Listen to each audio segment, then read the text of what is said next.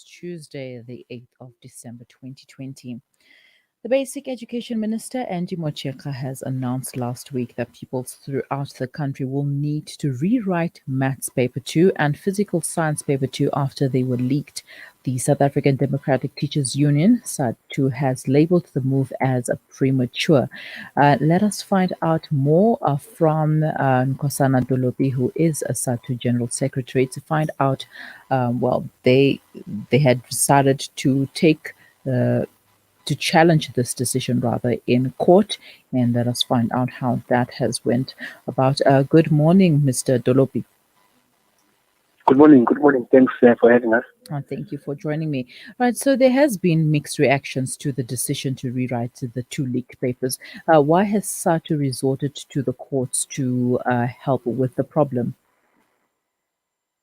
Look, our starting point was the question of the timing of the announcement. We really feel like the minister should have had a better sense of timing because it is in the middle of an examination. Remember, learners are still preparing for a few remaining subjects. Now, just in the middle of the examination, such a distraction, really diverting the attention of the learners from focusing in preparing for the remaining subject, to us really is a source of concern. We feel like the minister would have distracted our learners in a big kind of way. That's the first one. The second one is that, like, the decision to allow for the rewriting of the examination, like you said, was premature because it's based on an incomplete report. The investigations are still continuing, and we think should have waited for up until to get the real facts around this whole thing, how widespread it was, how many learners were advantage from these leaked papers. And I think she would have been able to take a better decision with all the information at hand. For now, she has an inconclusive kind of report, and therefore we feel like you can't take such a serious decision with this report. I mean, the anxiety, and she's just adding to the anxiety caused by corona, anxiety of the examination, now anxiety caused by the rewriting of our examination. I think she was very, very inconsiderate in making that decision. And what are you hoping for from the courts, the decision from the courts? Look, like we want the court we are interdicting her. We want the court to rule in our favor for this interdict, and then saying that there should not be any rewriting. Remember, the information, for instance, that we're having now is that there are so few of these learners who access these papers based on the reports that they gave us. So the physics paper is only 60 learners from 282,000 who wrote physics paper 2. For the maths paper 2, it's only 195 learners from 391,000 learners who wrote the examination. If you go back to physics, it's only 3 provinces where they got these learners who access the paper before writing. It's Eastern Cape, it's KZN, and Gauteng. Whereas in all the other 6 provinces, they don't have information up to now as to where those learners did receive and or did not receive. So we are saying really we should have allowed the investigation to continue, finalize it, and maybe the marking of the scripts would have assisted us even more. Because when we mark, you are able to follow the performance of the learners. There is a history of performance of a child. Yes. Even Nkosana Dolopi, like I said, is a 45% learner. When you mark for the math paper 2, the science paper 2, and all of a sudden, Nkosana shoots up to 80% to 90%, that should be able to give us a sense. Then we follow up on Nkosana to get to know, but why all of a sudden this year have you gone up to 80% when we know through the history from grade 8 up to grade 11 that you have always been a 40, 45, maybe 50 could have been the highest. So I think we could have waited for really concrete information in the form of the marking of the scripts, analyze the results properly, and I think we would have gotten a better sense of how to do in moving forward. I think it was too soon for her to take the decision. Right? It's unfortunate really that it affected our learners, I think, in a big kind of way. It distracted them in a very, very big kind of way. Definitely, and it will also be very unfair for the other hundreds, thousands of learners who have not gotten access to the paper and having to rewrite. I mean, it's like going back to study once again and to rewrite an exam that basically it's like going to jail for a crime that you did not commit.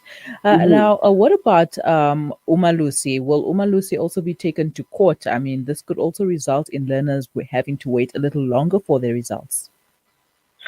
Look, for now, the decision is the decision of the minister.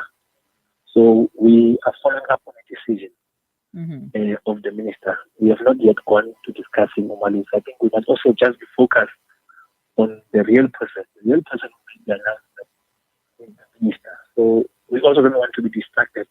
Yeah. Let's focus on the decision of the minister and then let the court then assist us in terms of how we move forward. Like you were saying, so unfortunate that learners spend days and nights in preparing for the examination.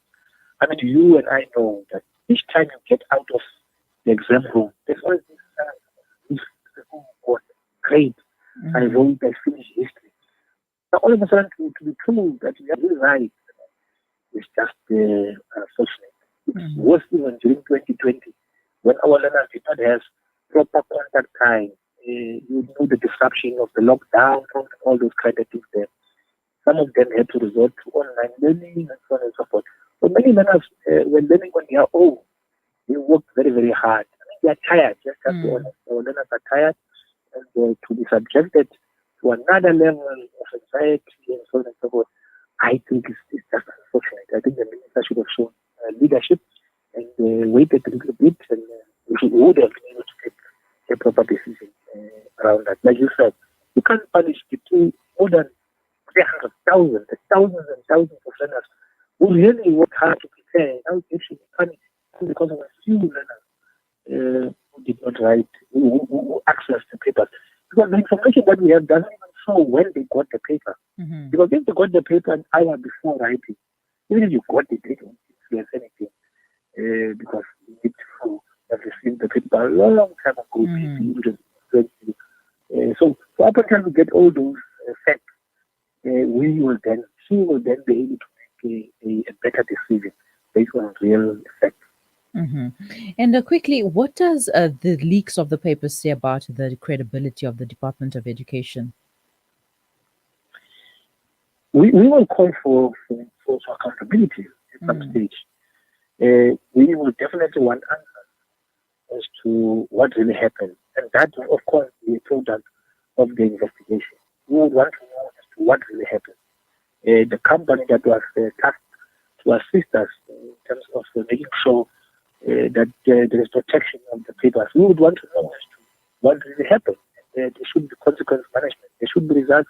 We should be able to follow up the company. The company must account, even those responsible for exams in the department must give us answers, must give the country answers. The learners want answers because their futures are now affected because somebody did not do what he or she was supposed to have done. Yes, definitely. Answers is what we need. And as I mentioned, one should not be able to go to jail for a crime they did not commit. Thank you so Yes, much for your time, Mr. Nkosana Dolopi. And we will catch up with the SADTU once again once we have received some more information about the events of today, about the court case, rather. Thank you so much for your time. pleasure.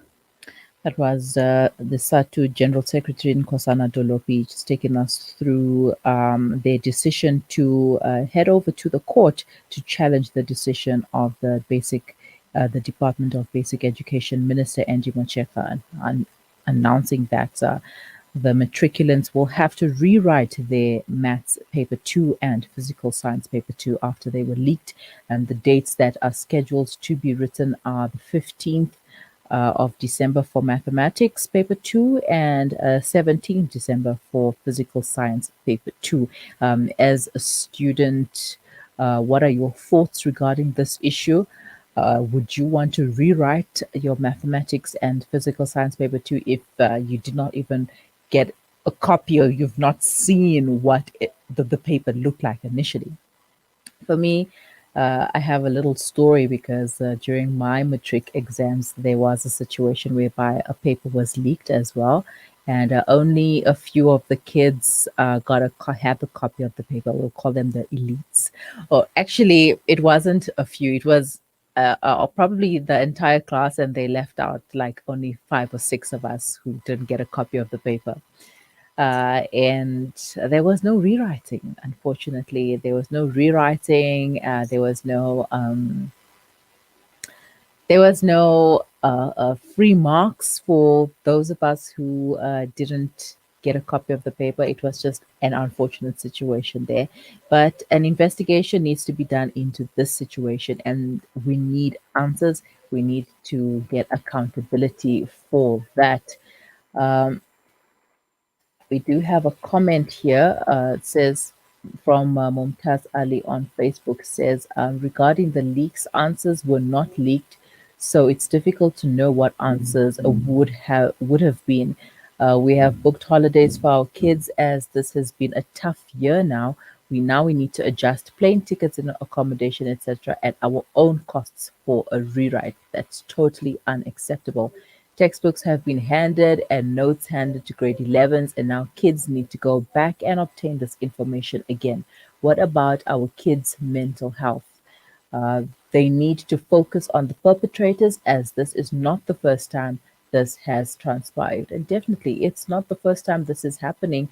Why punish everyone else? Why punish all the students for something that has happened with few hundred students only? You are listening to the Mario Mukonda show on Salam Media. Do stay with us. We will be right back.